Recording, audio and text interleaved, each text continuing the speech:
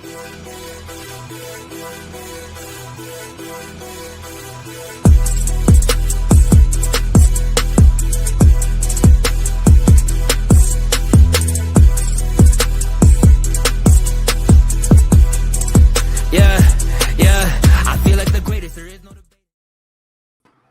and welcome to episode 49 of Pacific Horseplayers right here on the HHH Racing Podcast. I'm your host, Noah Meagher, joined by my good friend and recent visitor of Lexington, Kentucky, Ryan Anderson, as he is back home along with Jackson Muniz. But Muniz Bro 3 has not showed up yet in the background, so we'll wait a couple minutes for him to join us. Hopefully he's here shortly, as we're going to be taking you through the Coast to Coast Pick 5 on Friday. They had a carryover from Sunday.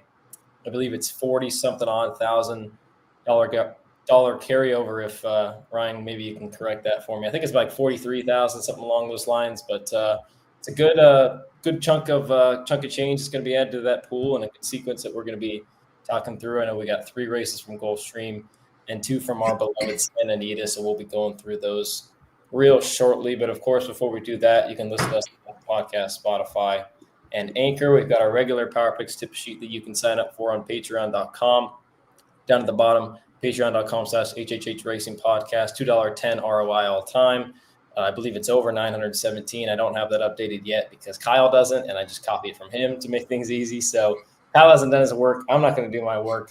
We're going to go ahead and move on from that. And you can purchase those and find out more about us at our website right down there, HHHRacingPodcast.com. I think that's about it. We have no Weekend Warriors. I know Howard sent an email with kind of some future stuff with the next couple of weeks as we lead up to Breeders' Cup. No Weekend Warriors this week, but we're going to have a ton of great content that's going to be coming up again within the next couple of weeks as we lead into the first weekend in November. Ryan, I know you're excited. You'll be there, of course. Jackson will be there, and just good old build up, yeah. Oh man, the build up for Breeders' Cup is really something. I'm happy that I have most of my, I can't say work, but most of my like preliminary work done just by throughout the year. You make notes, you have horses in your stable, you have horses that you're paying attention to, because if you start your work now, it's already pretty much too late. You have to have a good picture in your head before we get there. And you mentioned all the carryovers that we have going. I have them all pulled up. First, the $2. This is all for just Friday at Santa Anita. The $2 pick 6 that starts in race 4 is $45,583. The super high 5, which is going to be in the last race, is $35,706. The sunset pick 6 is $54,236. That's the final 3 at Gulfstream and the final 3 at Santa Anita. And then the coast to coast pick 5 that we get to cover today is $48,661. So that is a lot of carryovers into one day of racing between 2 tracks. So, props to the racing office out there at Santa Anita and Gulfstream Park for putting together cards that no one can put together, whether it's the, top 5 finishers or pick 6 and whatever variations you want to take that as. So it's going to be fun. No, it's great. And even if we get a carryover or 2 into Saturday, I know Great Race Players will be covering the turf pick 3 and the late pick 3. They'll be covering 4 races. They've done that last 2 consecutive weeks. So if you want to go hear what they have to say, go check that out. That's tomorrow night. Wednesday. I'll be there too. You'll be there? I'll be there. Cool. If you want to hear this guy's opinion for those races on Saturday, you can go check that out. That's 9:30 Eastern tomorrow.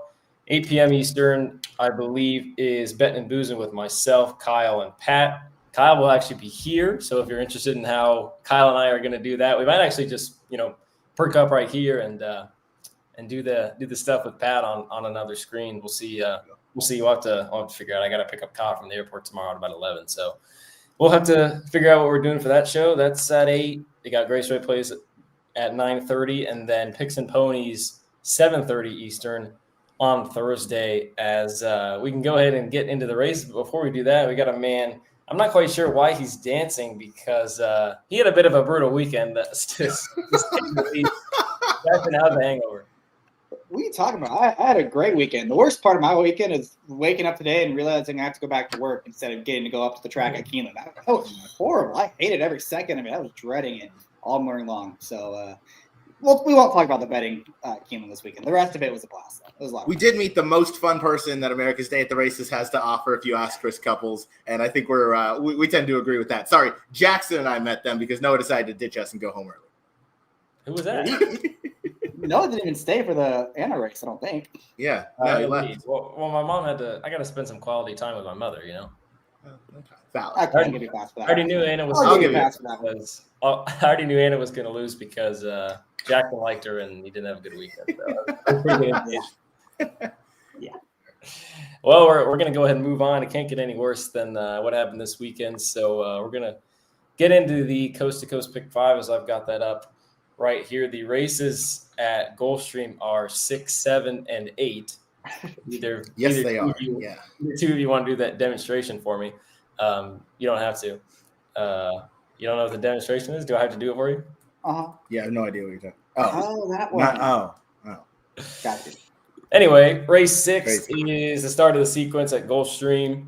$8,000 claimers going 5.5 furlongs on the main track, and you can see the field up on the screen. It's a field of 8. We do not have morning lines or numbers in the programs, which just adds to the difficulty in addition to these races at Gulfstream at this time of year. So we're going to try to get through it. Again, field of 8, morning line favoritism, most likely either probably going to the 2, fully entitled for Micah Husbands and Safi Joseph Jr. So let me get those picks up on the screen.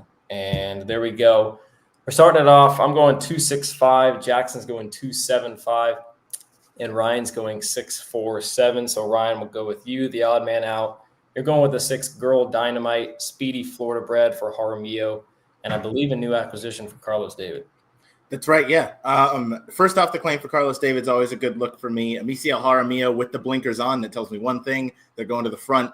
And it's pretty hard to pass people at Gulfstream this time of year, especially in these lower-level races. So I have full confidence that Jaramillo is going to send like a banshee out of there. Hopefully get to the lead, hopefully not have too much pace pressure, up front with Carlos David, again, throwing those blinkers on. This daughter of Adios Charlie, I think, will be set up for a lot of success going that distance. And again, we're staying at the 5.5. So I believe that her speed is going to be able to carry. And I hope the blinkers just kind of makes a difference and helps keep her focused throughout the lane. So yeah, I'll start off with Girl Dynamite. Not sure what the morning line price is going to be, but she's been favored in her last 2. Last time out was versus this level. So I'm thinking maybe at best kind of 7 to 2-ish range from going off of that.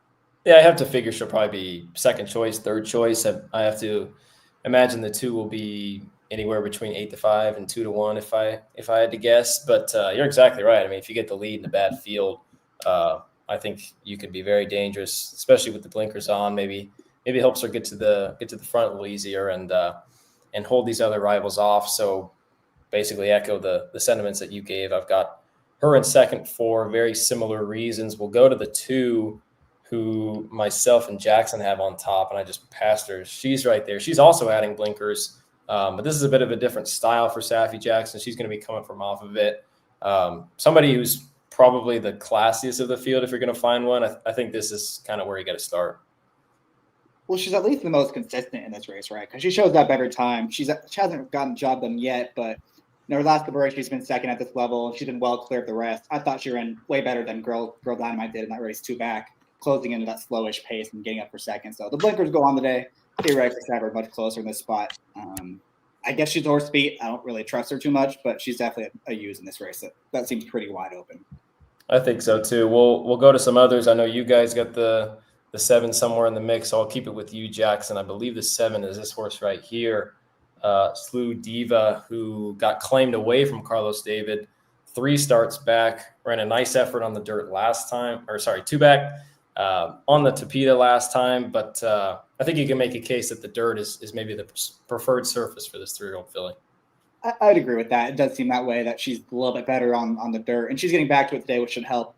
She's also getting a little bit of class relief. She's been facing, the 12-5. She's finally in for 8. And I do think it's important that she is drawn outside of her main pace rival in the number 6, that is Dynamite Girl. So I think that's going to be good help for her. She'll be able to play the break, and she's also getting in light with this race, only going to 115 pounds. So that should help her case as well. Those are probably the only 2 I'm going to use in the pick 5. I'm going to use the 7 as the best at the speed and the 2 as the best closer. Gotcha. So you think the 7 might be able to outbreak the 6? Potentially, but I'm not sure if it matters. I think her being drawn on the outside gives her options. If she breaks, great, fantastic, go to the lead. And if she doesn't, then just park herself on the outside. That's a winning trip at Gulfstream Park, that stocking trip on getting forwardly placed. Ryan, you've got Spicy Guacamole in second. Love the name, by the way. I guess if she wins, I really wouldn't be that surprised. I think you can make a case for 4 or 5 in here. And speaking of new acquisitions, here he is again. He's got 2 in here. Yeah, that's right. This is the other Carlos David, the other half of that uncoupled entry, and this one's going to be the one that is going to need a little bit of pace to develop. 5.5 is a tricky distance. The 7 drawn to the outside of Girl Dynamite does have that early speed. So in case they hook up early, I think Spicy Guacamole is going to get the one that's going to get that kind of first run on the deep closers, especially on your morning line favorite there down to the inside. So I want to go with Spicy Guacamole. Not sure what the price is that I'll get. Obviously, I don't love that this one has 12 seconds and thirds compared to just the 2 wins. But here we are. It's an $8,000 claimer at Gulfstream. So someone's got to win this race. And you can make the argument that she's very consistent, given most of those efforts have come on the Tapeta. Maybe that effort 2 back on the sloppy sealed track at Gulfstream. Maybe that coupled with the class drop. Maybe she takes to that fast track where she's only raced on it twice before. And we'll see. Again, not a great deal of confidence. But got to take somebody in a race like this. And sometimes I feel like new things are good in races like this where you've kind of seen horses beat up on each other. You get a horse like this who hasn't had a ton of experience on the fast main track Gulfstream, and maybe it moves them up. And I feel like if it moves her up a little, that might be enough to get the job done at a price. Last horse we'll talk about is a horse that we've collectively got in third, Jackson. That's the 5 Brenna. Been off for a while. Another new acquisition, I guess that's the theme of this race, for Herbert Miller, who's winless at the meet, but has got some okay numbers for the year. I've got her in third, and obviously you do as well. Yeah, just switching things up, as you mentioned. I think that could be good for her. And she's also run some of her better races off the bench. I know she hasn't necessarily won those, but the numbers she's earned in those races have been good. So maybe that's going to go her way this time. I'm glad this is the first race of the sequence, because this is definitely one. These lower level horses, I definitely want to see the board, because I think that'll be pretty telling. All right, it's a good point. Before we move on to the next race, I got to go to the chat because I've got some things that I think I need to address. Bob Segura says, carryover time, Chris Couples, Keeneland handicapping, and these guys keeping me up past my bedtime. I know, Chris, we had quite the joy seeing you and Amanda on what did we see him? Saturday, Sunday. Man, yeah, he had a great day. I mean, he was shove at New York, bang, shove at Keeneland, bang. He'd been talking up that ward for the whole day. That was pretty cool. Bob's got a question. How much rain off the turf tomorrow? Bob, we got a lot of rain today, and it did not stop. I think it started probably 5 a.m. and stopped about 5 p.m. So it was a pretty good, consistent amount of rain for about 12 hours. I think they've got 2 turf races carded for tomorrow, Wednesday. I know it had been very dry before then, which is kind of why I'm maybe hoping that there's an outside chance that they're going to be on the turf tomorrow.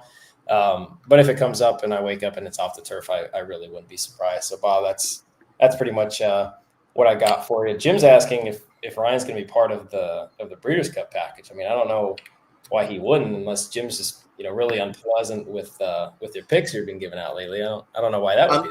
I don't know if he means the possible reunion that's going to happen at a certain location, in which case I will not be, or if he meant part of the videos that we're going to do as HHH. That one, oh, there we go. Howard's got your back. Howard's got my back. Thanks, boss, Mr. Funkel.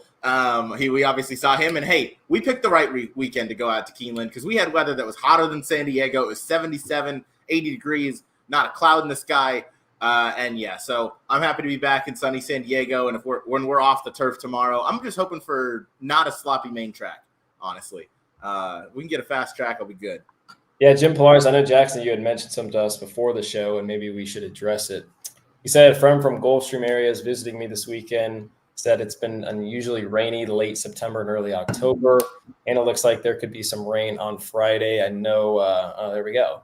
In real time. It's not blurry at all. I know. It won't focus. Hang on. Maybe you can just sum it up for us. Is that a little bit easier? There we go. I mean, yeah, a lot of rain. Rain. Probably off the turf and sloppy.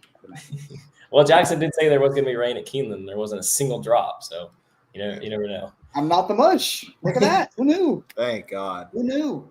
Chris, I am not bringing that up because I am not happy with her. I needed a horse on Saturday at Keeneland, and the horse that beat me by probably this much, she bet, and I think she had maybe $5 on the 10 that won. Tenacious Leader. Of course, that name is going to be burned into my mind. But how much did you have on the 9? How much did I have on the 9? Yeah. Oh, quite a bit. You should have consulted the not so tenacious leader in Mrs. Maher to find an answer there. Yeah, you know what? Speaking of Mrs. Maher, there's actually I stole my segue. Okay. Well, that's what I'm supposed to do as host. Anyway, we'll move on. I'm going 265. Jackson's going 275, and Ryan's going 647. Let me get that switched back over. Now I'm all messed up because I didn't charge my computer. That is my fault. Let me do it now, and there we don't go. There we go. Hey, Race 7, I believe. I'm sorry. Race 1 at Santa Anita is the big race we're going to be talking about. And they do have numbers at morning line. Is this his first show? He seems a little nervous to me. Oh, man. I'm really all over the place, guys.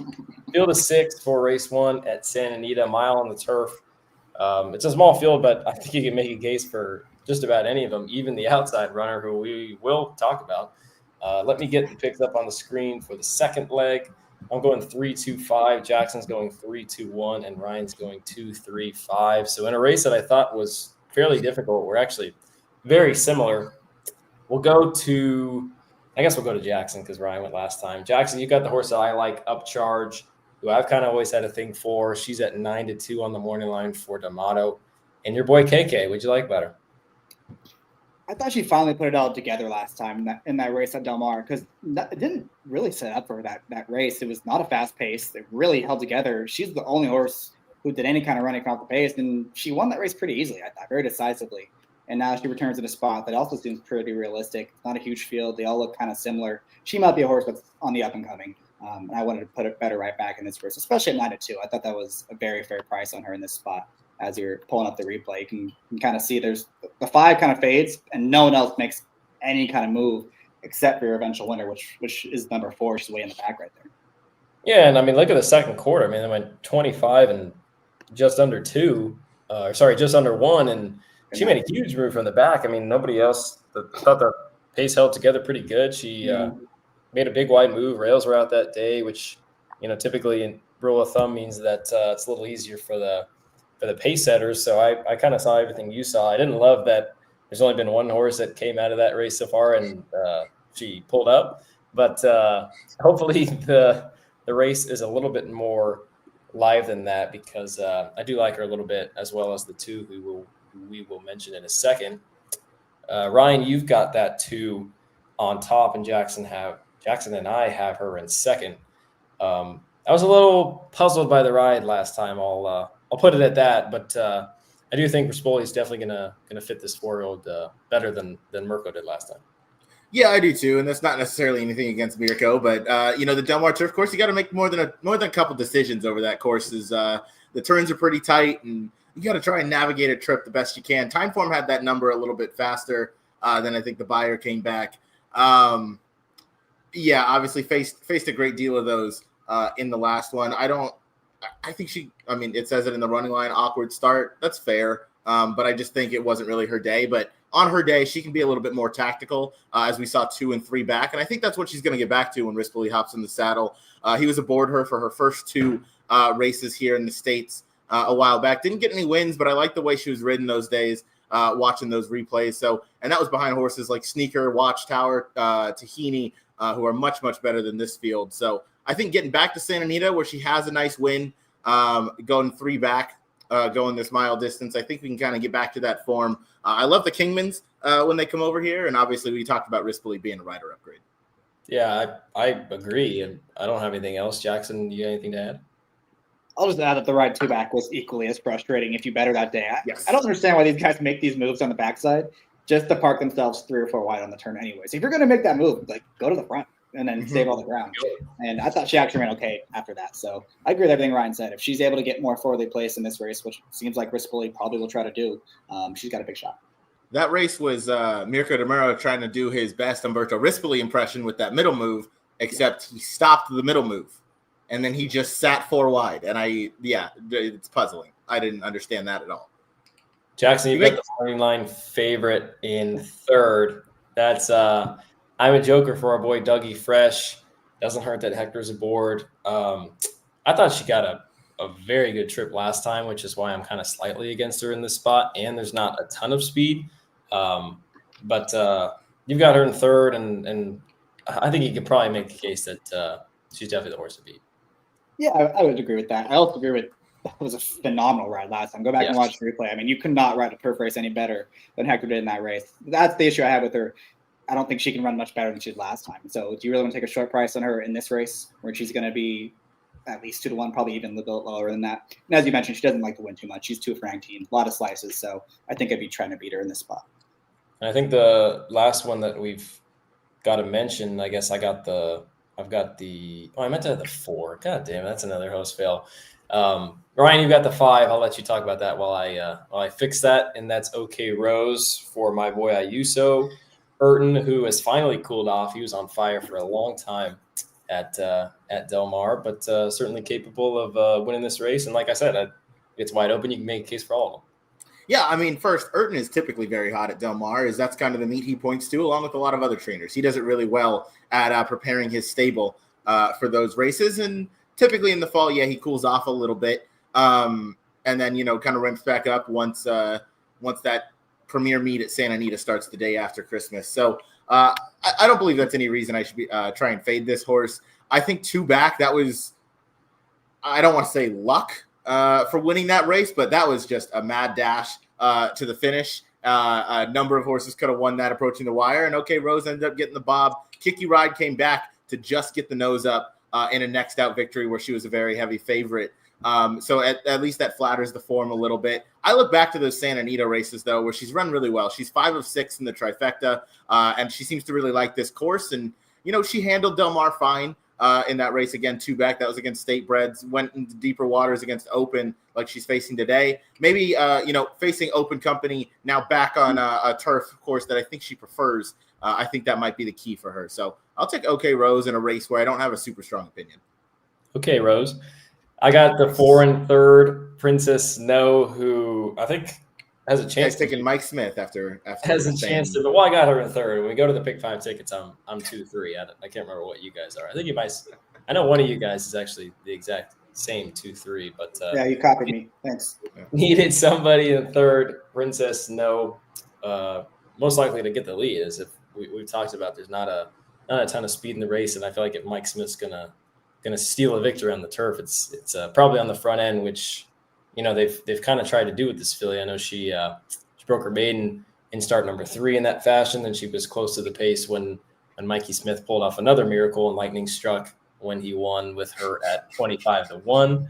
So maybe third time's the charm, and we can get that third time on Friday. And then the last horse that we actually don't have in the top 3, and I think my mom would be bashing you guys, maybe not inviting you guys back for the spring, would be Miss Meagher, 6-1 on the morning line.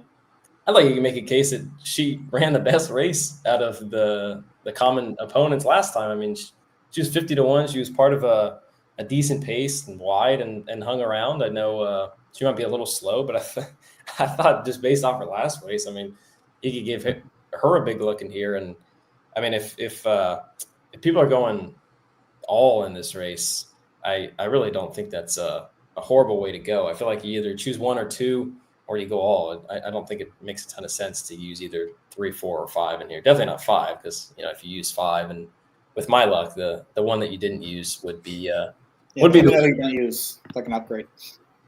Okay, sounds good. We'll move on to the next race at Gulfstream. I'm going 3-2-4. Jack is going 3-2-1, and Ryan's going 2-3-5. Let me get the next race up on the screen. They really make things difficult when we cover these coast-to-coast pick 5s, and there we go. Race 7 is the middle leg, the third leg of the coast-to-coast pick 5. This is race 7 at Gulfstream. They're going 7 furlongs on the main track. Main's going 7 furlongs. I just said that. $56,000 purse, and we've got a field of 8, as you can see on the screen. Morning line favorite could go a number of ways. I'm going to guess it's either between the 1 He's a Beast or the 5 Thought Control. And we will bring up the picks to see who we are going with. I'm going 5-1-4. Jackson's going 4-5-1. And Ryan's going 7-5-1. So we're going to go back to Ryan to talk about Skellig Michael, another Florida bred, Jaramillo and Barboza, who I know Charlie loves this guy. He's a guy that kills it. You know, whoever shows up, whether it's the off meet, the championship meet, he's just a grinder when it comes to the horses down in South Florida. One I think you need to respect quite a bit, and one that could definitely be a price. Yeah, 100%. And I hope I get a price. I mean, I'd be surprised given he was odds on his last 2 and failed. And that was against Maiden Special Weight Company that he's facing today. And I know he hasn't gotten the job done and he's burned a lot of money, but I do think maybe he's second, possibly even third choice in here, though that would surprise me. Again, it's just kind of an outside speed angle. It's not a field that I'm super confident in any way, shape, or form. In terms of the other runners in this race, I think that Skellig Michael is finally meeting his friends. I think he's been really close in his last couple. I think he performed fine over that sloppy track last out, and that was on a hot pace. And then 2 back, the effort was just okay behind Keep On Moving. But again, I think this time he just kind of meets his friends. I think Jaramillo is going to have him in a very competitive spot early on.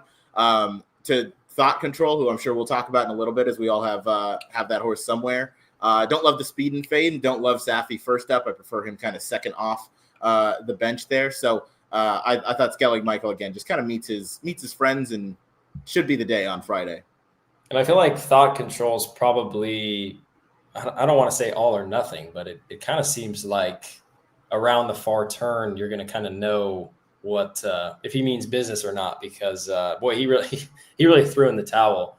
And he threw it in quick in that race. But that was a pretty decent race. I know Mainstream struggled to get into the winner's circle, but he came back with, I think, back-to-back 92 buyers. Racing Drivers won some decent races in the Kentucky circuit, I know, from recent memory. So it seemed like that was a pretty decent race, and I could actually go ahead and look, click on it to see what actually happened. And you had 2 other next out winners. So was a decent race overall and got a little bit of play. He was 6.5 to 1 on that day, and he's the one I'm going to take. I think there could be a decent amount of speed, but it's possible that he's the speed of the speed, and maybe he kind of gets clear and gets not brave on the front end, but runs them off their feet and is going to be pretty tough. And he's come back with some quick works too. So I've got him on top. I know, Jackson, you've got him in the mix. Ryan's got him in third. So obviously I think we collectively think that he's a threat, but we'll go to the inside to throw it to you, Jackson. You're going Big Dividend, who I assume you're hoping gets a ton of pace in front of him because he feels like the logical to pick up the pieces for sure. I think he will get the pace in front of him. You go to the inside, he's a beast's horse from the rail. I would think he's probably going to be pretty close. Noble Sky showed a lot of speed his only race. Thought Control, speed and fade, as you guys mentioned. Commendador, the 6, blinkers on, speedy type. The 7, speedy type, who just doesn't win. I just feel like this pace is going to be really, really hot. There's a lot of horses that want to be fourthly placed. That's their best shot. And this horse is going to be coming off the pace in this race. He's the only closer, really, that I think has any chance in here. He's run numbers in his last 2 races. They give him a chance. I think the cutback's going to do him some good, as he kind of flattened out a little bit last time after making his move. And the race 2 back in the slop, that wasn't bad either. And got a number again that would probably be somewhat competitive against this group. So need to take a step forward. I think he's going to get the pace he needs. And if they really go fast up front, he can come running late and blow this thing up. So I think he'll be a decent price, around 6 to 1, 7 to 1, I would think. These Safi horses are going to take a lot of money, I would imagine, especially the 5. Did you really just say 6 to 1 or 7 to 1? Come on, little bro. Well, it's too easy. This is a funny. I got to slip that in there. This is a funny story because when I do this, I put my picks and then I go to what you guys texted me to see. I don't copy, all right? Get rid of the allegations. So I had 514, and then I saw you at 451. I'm like, oh, we're pretty similar. And then Ryan sends me, and he's got the 4 on top as well. So I'm like, well, I looked back. I'm like, well, I guess it really could fall apart. And then I look at the races that Ryan sent me, and he sent me last Friday's. He had handicapped last Friday's coast to coast. I think what you probably, if I had to guess, Ryan, what you did is you went to DRF. You saw that it was like preloaded, like there was a section. No, I went to the website on Santa Anita's website, and I did not see October. I should have read because it clearly said Friday, October 3rd, but I assumed the first one I would see would be October 10th, and I did not. So that's either way, I was like, wow, these guys really like the 4. I guess they really think that things could heat up, and Ryan out of the 4 anywhere. So I just thought that was kind of funny. I've got the 1 in second. Here's another one that we've all got in the mix somewhere. I've got him second. Jackson's got him third. Ryan's got him second as well. So we'll go back to Ryan just because you've got him in second rather than having him in third. He was favored in 2 starts in the winter of last year. He lost to Flood Zone, who came back and won. He lost to Sorcerer Silver, who came back and won. So no doubt he faced some decent Florida breds when he did run those 2 races. But I guess the question is, where's he been? Yeah, I don't know where he's been. That's an excellent question. But as you can see in those 2 races, he's faced 1, next out winners, and 2, he's kind of been behind slow paces. And I think he's going to get a fair pace in here. I don't know about fast, but I think he'll get a decent pace. And I like that first up, he fired a good effort and he fired a good shot.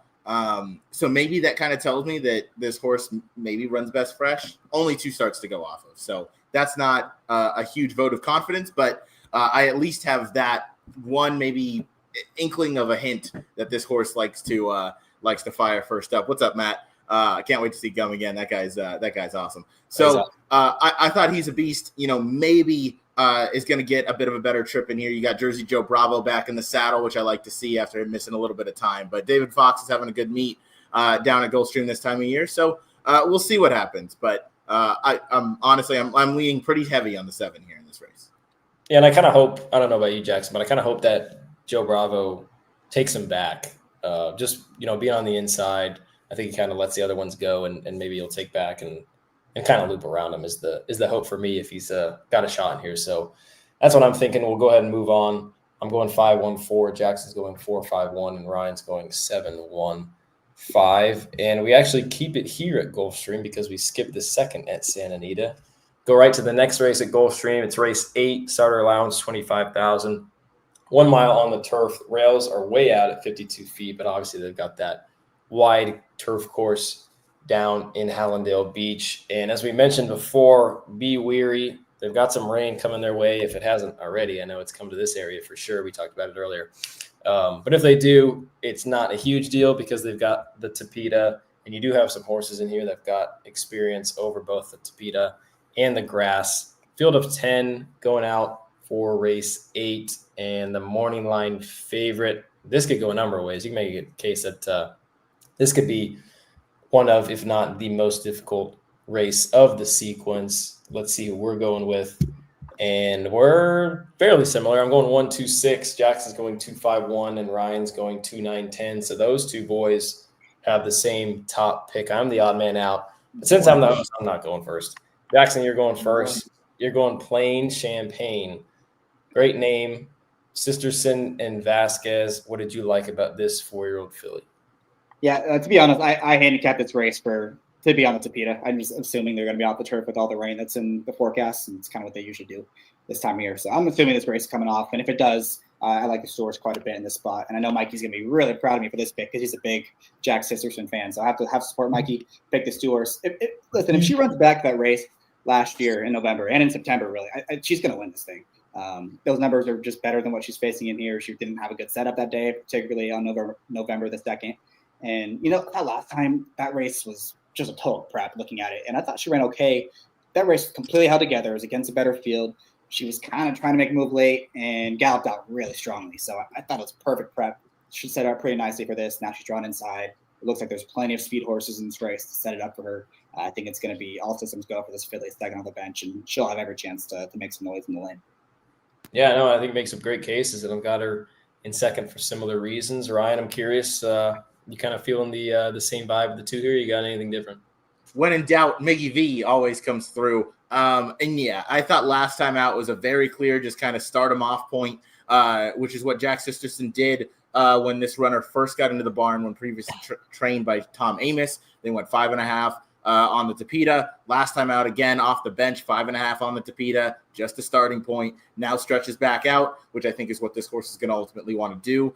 As you can see, that next out, second off the bench performance resulted in a win, and it was on off the turf effort. Probably similar to what is going to happen on Friday, although I handicapped this race for turf or dirt, turf or synth, I should say. And I think either way, this horse is going to factor in a big way. I like the post draw. I think there's enough kind of, whether it's cheap speed or just unreliable pace in here, that I think it should fall into the hands of Plain Champagne, who seems well met for a step up second off the bench. I thought they were very, very evenly matched. I think the theme I kind of went with in this race is I kind of want the horses that I think are going to be saving ground. So I think it's going to be quintessential vocab word of the day. This guy. Wow, okay. Nice job. Can't pronounce half the words of horses' names, but he's got quintessential.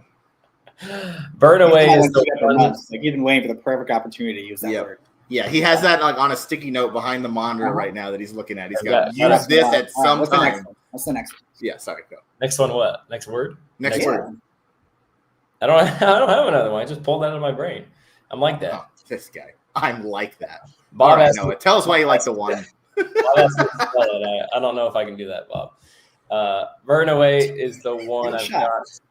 I'm not going to do that right now. I'm going to talk about why the one's going to win. Burnaway, 10 for 22 back from Jose D'Angelo, which is, not maybe the greatest thing, but she's got some pretty decent races, both on the turf and the synthetic. I do like the versatility of this 5-year-old mare.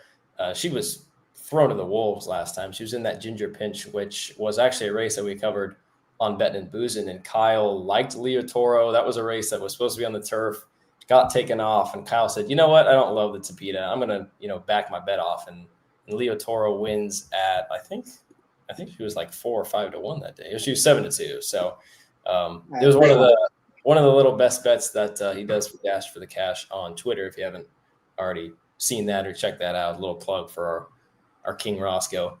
But she was, way over her head, gets back to reasonable company.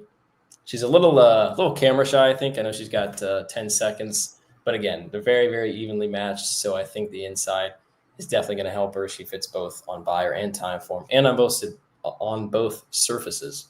So I've got her on top for those reasons. We'll go towards the outside.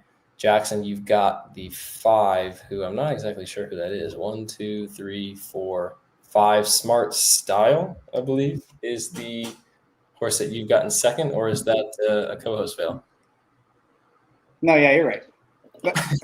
Okay.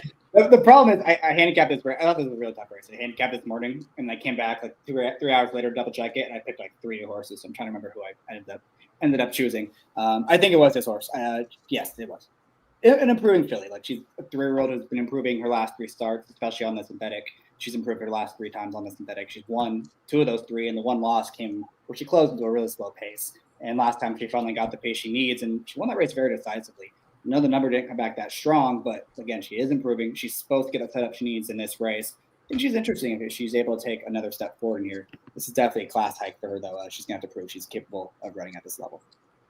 Yeah, I think so. And the filly to her outside is the one that I've gotten third. That's the speedy I Love Venezuela for Ronald Coy, who's got 6 of 17 winners so far. It's 35%. And he's having himself a pretty solid year as well. 19 for 86, 22% on the win end. As you can see, she is quite a quick filly. But I think, if she has to, she can sit off. You see the race 3 back. I know it was against Lesser, but she sat off just fine. One going away, beat a little bit of a lesser group, but she's kind of proven that she can step up her game with those back-to-back victories after the fact. And she's just in raging form right now. So I think she's a solid one to go with on a pick 5 ticket and in a sequential scenario. But horses that I think will be on or near the lead are the horses that Ryan's got in the mix. I know he's got the 9 Zozukera, a new acquisition for Jose D'Angelo. And then you've got the 10, who should be maybe the fastest of the bunch, going to be sending from the outside, Ferrer and Armando de la Cerda. Oh boy, which one is that? But I'll let you had quintessential, but you don't have Amanda de la Cerda. We draw the line at 5 letters. All right. So do you want me to start with Zozukera, the horse on the far outside, No Mo Cookies? You can finish us off with both. Nice. All right. No Mo Cookies, one way to go. Got to go to the lead, and just you have to see it out. Has the angle that I like where, both last efforts were off the turf, and that's fine. But went out to the lead, didn't necessarily crawl in both those efforts. Those are very reasonable paces for the level, and she won and improved in both of those. So maybe that two-back effort was that kind of proverbial light bulb angle that we talk about, and then was able to really step back up and improve again. It certainly looks like they're going to be off the turf and on the synthetic. Maybe this horse really likes to be on that synthetic. We've seen Motown have a good deal of success with his synthetic horses, as he's 15% in those synthetic routes. Most of those likely coming at Turfway Park and places like that. But I thought No Mo Cookies certainly deserved a shot. You'll probably get a price with this one taking a pretty healthy step up in class. And Zozukera, not by Bucero, much like Zucchero was not by Bucero, which still doesn't make any sense. That was wild. It was crazy. It was 5 lengths the best, according to some. 5. Well,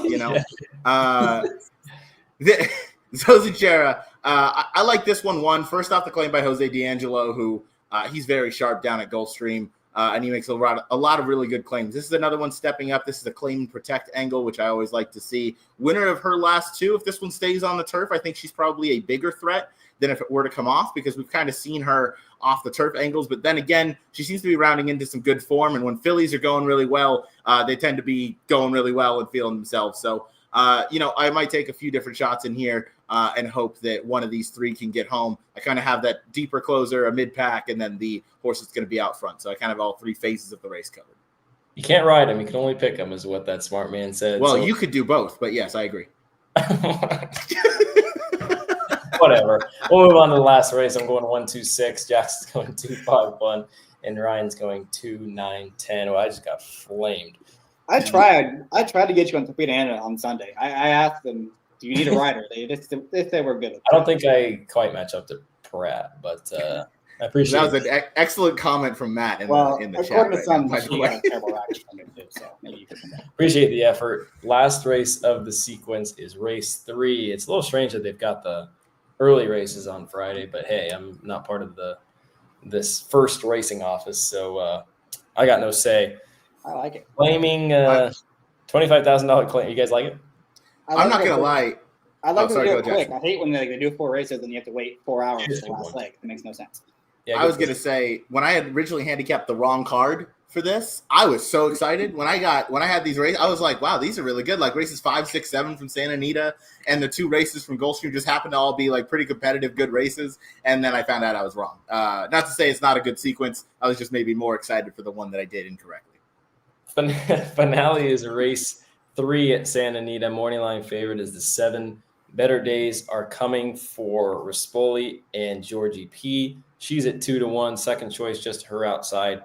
Jetta Vader, the Calbred for Fresu and Urton. And then we've got 3 also eligibles. I know the 9 and the 10 definitely have big shots. You can make an outside case for the 11 as well, but pay attention to scratches and changes to see if those horses draw in. And we're going to have to, because Jackson's got one of the AEs on top. He's got Zaffarelli. I'm going 2-1-6. Jackson's going 9-2-6, and Ryan's going 2-7-1.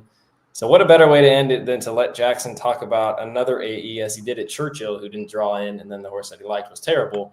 But anyway, Jackson 9, Zaffarelli, Juan Hernandez. That still hasn't run back, by the way. Oh, you're right. Sorry.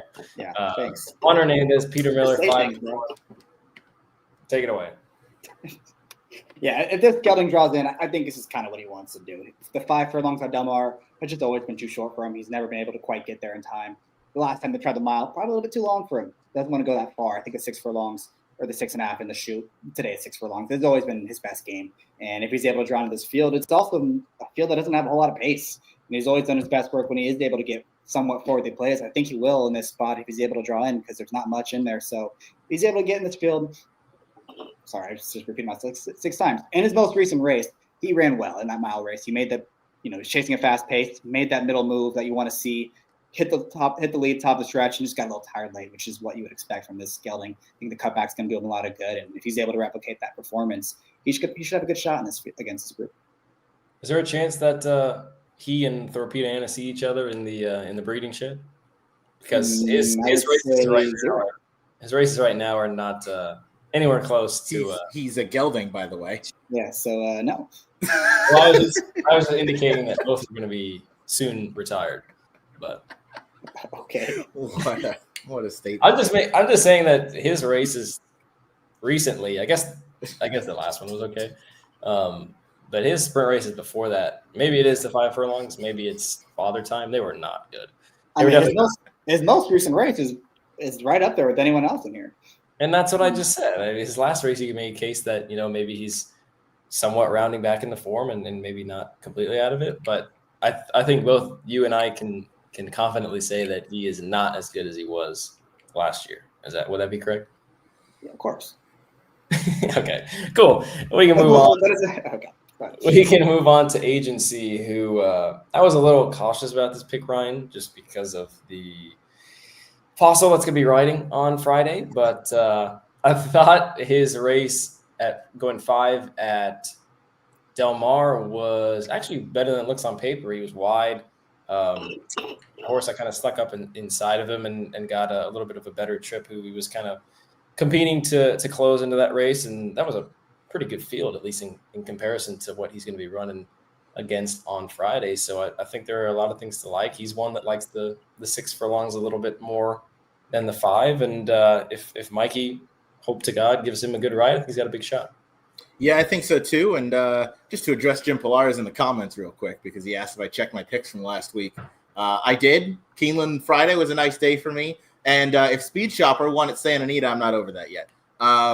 But that's pretty much it. Anyway, to go back to Mark Glatt and this horse Agency. Yes, we get Mike Smith aboard, who I know we always talk about.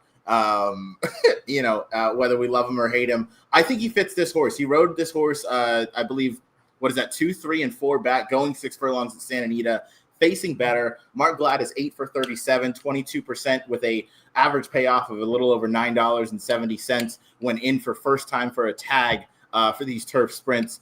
So I do like that angle as far as that's concerned. So this is a smart drop-in class, in my opinion. Drew really well in here. I think Mike Smith is going to have this horse forward and tactical, kind of sit that proverbial pocket trip. I think I've used that word about 12 times tonight, so my bad. But again, I think Santa Anita is kind of this horse's backyard. I don't think the 5 furlongs is kind of his forte. What he likes to run. I think 6 furlongs is much better for him. You can go back to the June of 24 effort as well, where that 6 furlong effort resulted in a neck loss, but that was behind Daniel's Magic, and somehow Zaffarelli, along with the greatest dirt sprinter in the country, Lovesick Blues. So again, I think the 6 furlongs is a perfect distance for him. So I'm gonna press up this opinion quite a bit in this coast to coast. Do we think he's really gonna be 7-2 in this race? Not at all. No. But if the outside 2 draw in, I think so. Yeah, Zaffarelli loves to eat money, so. Okay. It's going to be Jackson betting Juan Hernandez again. That's always turned out really well. So I hope Zaffarelli draws in. Better days are coming. Hopefully better days are coming for you, Jackson. And maybe that's why you don't have the horse in the mix. Ryan, you've got him in second, coming off of a third as a favorite last time. He was with John Sadler when that occurred. Now he's with Georgie P., who's got a couple winners at the meet so far. And another one that's switching over to Rispoli, who looks like he can't lose right now in the couple weeks that we've seen him so far in Arcadia. Yeah, he's 23 for 35 in the money, and 11 of those are victories. So that's pretty good. Look, I have a pretty strong opinion with the number 2 Agency. So I do hope better days are coming is the favorite. I hope the 2 to the outside get in the 9 and 10. I think that kind of helps the price on Agency. And 3 back, the effort this spring at Santa Anita that preceded the layoff. That was a really good effort going 6 furlongs. I think this is another one that maybe doesn't really love the 5. And while he handled it, I think getting back out to 6 is going to be ultimately what he's best at doing, where he had that length clear victory over Agency when they went 6 furlongs earlier this spring again. So I think that Agency is going to turn the tables. I don't really have a strong opinion of who can finish in, outside of Agency, but I think better days are coming is very logical to either win or round out the exacta. Jackson, what did you think of his last race? I thought his last 2 were pretty bad, to be honest. I know they were going 5, but He wasn't winning at 5.5. He wasn't winning at 6. He wasn't winning at 7. He was just. It's a completely different race, though. 5 at Del Mar and 6 at Santa Anita are very different races. The problem is this race 3 back is just a massive outlier. It doesn't matter how far back you go back in the form. It stands out like a sore thumb. He's going to get bet based on it, and I don't think he's quite as good as that number is. I completely agree, and that's why I'm not picking him on top, and I like someone elsewhere. Yeah, I mean, you lost to a 50-1 shot last time. Right. I mean, that got to basically the same trip. You're supposed to run better than that. You are. And speaking of that number, I mean, Timeform didn't like that number all that much. I mean, it's a point higher 13?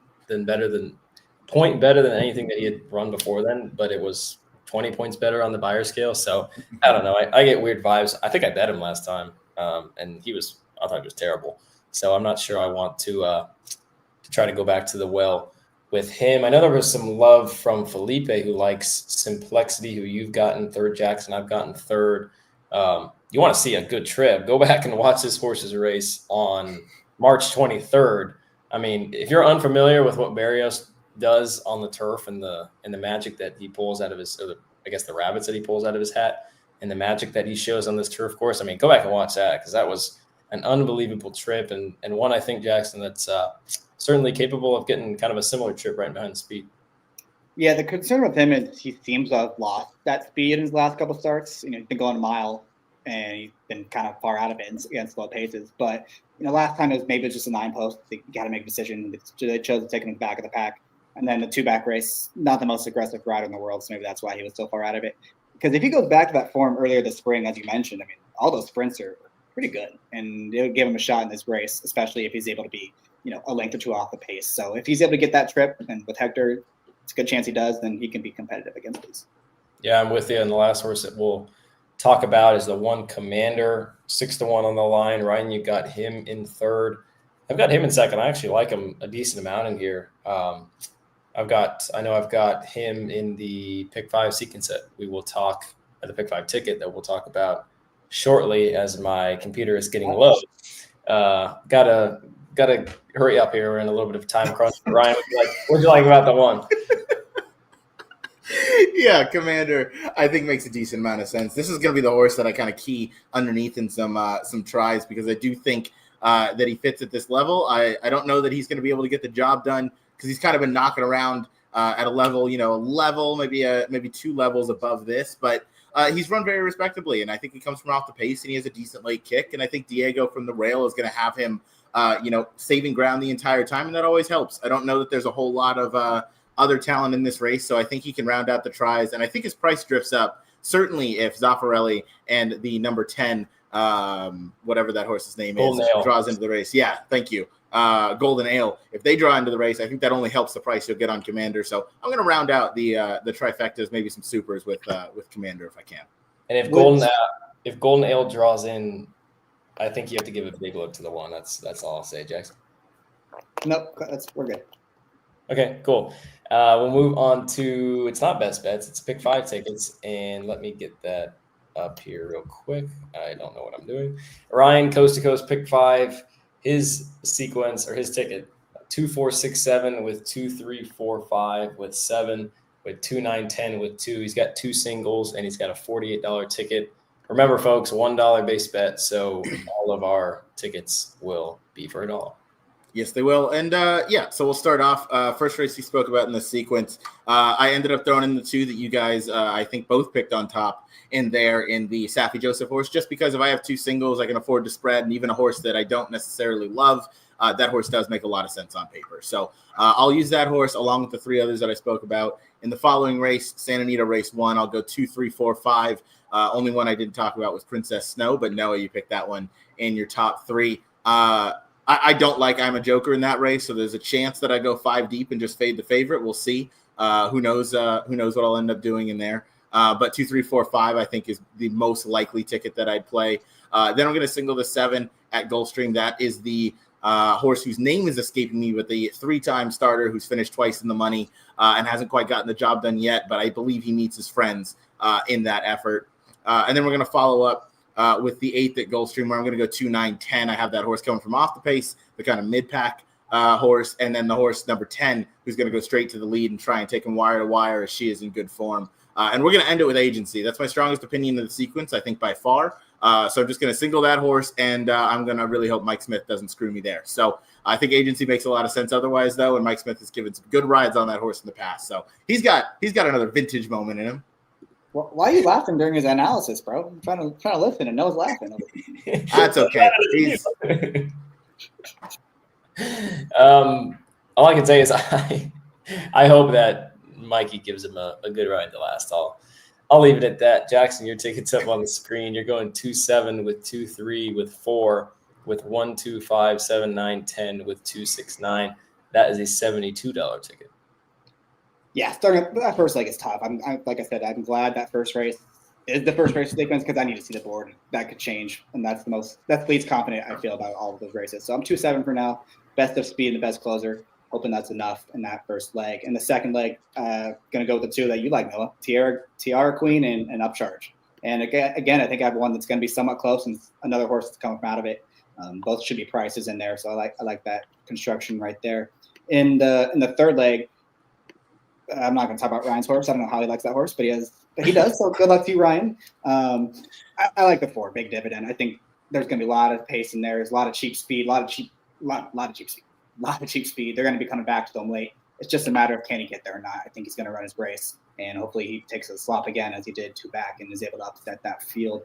The 8th race at Gulfstream, the 4th leg, is super tough. I'm obviously very spready, whether it's on grass or on synthetic. It's just a survive advance leg for me, and I'm able to do that because I'm singling a 6 or 7 to 1 shot, as some might say. So come on, 4 big dividend. And then the last race, 2, 6, 9 for me. I do like agency, as you guys both do as well. But I'm also going to use that 6 horse getting Hector back. Hopefully he can be close. And if the 9 Zaffarelli is able to draw in, I will use him as well. That might have been like the greatest elevator pitch for a ticket that I've ever heard. He threw in the 6-7, talks about Ryan's horse that I think should probably be an upgrade now that Jackson doesn't like. I mean, he's been odds on his last 2 races, got just dream trips, lost to a 40 to 1 shot last time, and now he's facing a better field. Just keep it up, Ryan. I think Ryan. Are we talking about the same? I don't think we're talking about the same horse there. We're talking about the same horse. Maybe. It's also Gulfstream in the winter. That's okay. Yeah. Or in the fall. No, biggie. There's my ticket. You have 3 different singles in the same leg. In the same race. 2, 5, 6, 7. Went 2, 3, same as Jackson. The second leg with 5. That's the Safi with husbands. With 1, 2, 5, 8, 9. We talked about how difficult that race is. And then in the last race, I would be inclined to single agency if the 10 that Ryan mentioned, Golden Ale, wasn't in the race. I think I'd take a shot with agency, but if Golden Ale gets in, speeds things up, could maybe really set things up for those deep closers. So if the 10 gets in, I'd be a little more inclined to use the 1. But for ticket purposes, as we're talking about on the show, I just decided to use both because I think if I went outside the 5 in the race that we all singled, I'd probably use 3 or 4. So that's what I wanted to put together, $80 ticket for $1. Jackson, you're laughing at my shit. I just can't believe we have 3 different singles in the same race. That's the race we all chose to go. And I'm the only one that's right. It's wild. You're the one that's wrong the most. It's not even close. Hey, $1 bet, the 3 of us. Who finishes in front of the others? I'll do $10 bets. Do it. I got a lot of money to get back from this weekend. Let's go. Start at $10 at a time. Can we do a $6.70 bet? Sure. Yeah. I love it. Howard, fascinating, Ryan. 3 different singles. I like what Bob said. He's right. Avoid the 4, 5, and 7 and the thing. See, Bob gets it. See, Bob is a guy that gets it. He knew from the second he saw that is 4, 5, and 7. Just toss all those. That is 100% the way to go if you're playing the Coast to Coast Pick 5 on Friday. I think that does things for us. What you guys I think so. I'm gonna be honest. I don't play the Coast to Coast much. I don't play the Sunset 6. I haven't yet. Just because I think Jackson can agree with this. I don't love Gulfstream this time of year, but we did the work on the sequence. So I'm gonna throw that ticket in there. We'll see if I'm right. We'll see what happens. Thanks for your donation. Yep. Hey, anything to keep Santa Anita alive. So it's in an urban area, just like Gulfstream Park. So I really hope it works out. Jackson, you got anything to wrap us up? Nah, we're good. Jackson's in a sad place. Back to work. Rough weekend at Keeneland. He's just could have gone all out. Maybe we shouldn't have played Delaware on what was that, Thursday? I told you as soon as that happened, I should have taken the first flight home instead of going to like. Would have saved me a lot of money. I had a good time though. Like I said, it was a lot of fun. It's always fun to see you guys. good time, and I know we're gonna have a good weekend this weekend. Howard will be back out here playing the fall challenge. I know Matt wishes that he was out here. I know he'll be missing us. Matt Gum, Neil will be there too. Kyle will be there. And you and I are playing in it too, right? Yeah, you're gonna see us there. So don't be surprised if you see Noah Meagher up on the scoreboard early on Saturday. But that's gonna wrap things up for us. For Ryan, for Jackson, this has been Noah in episode 49 of Pacific Horseplayers, covering the carryover in the Coast to Coast Pick 5 on Friday, October 10th. And until next time, PHB. Knock a knock.